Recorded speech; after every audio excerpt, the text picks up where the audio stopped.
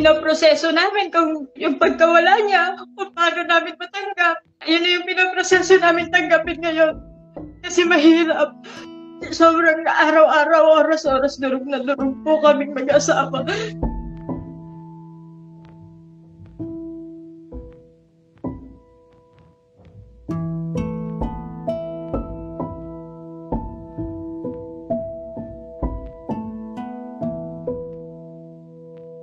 Pagpunta namin doon, mag-play siya kasi dahil nagsusuka po siya pero okay siya, nakakatayo siya. Pag kumanta ka, sasagot siya. Malakas po siya mag-milk, malakas po siya mag-water. Yung mga lahat ng niresetang gamot ng morning, lahat po yun na inom niya.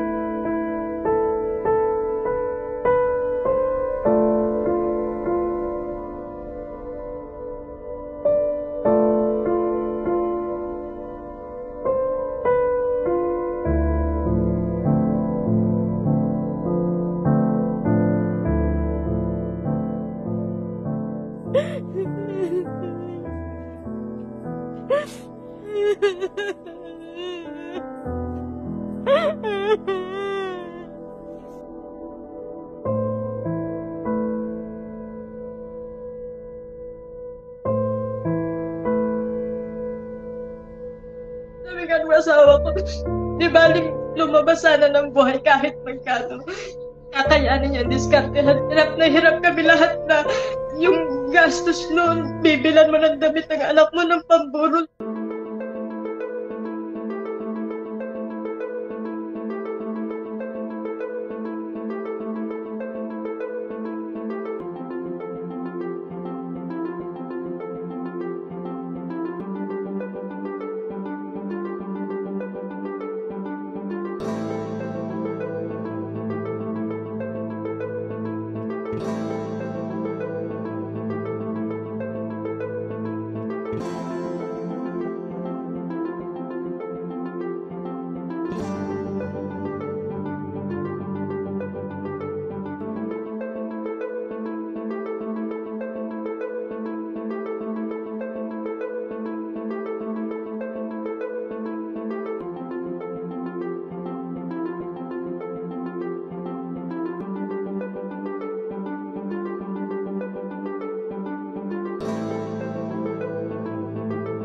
Pag sumuka ng 3 times, pag nagtai ang bata ng 3 times, sugod na agad sa ospital, pa-check up na agad para mabigyan agad ng lunas.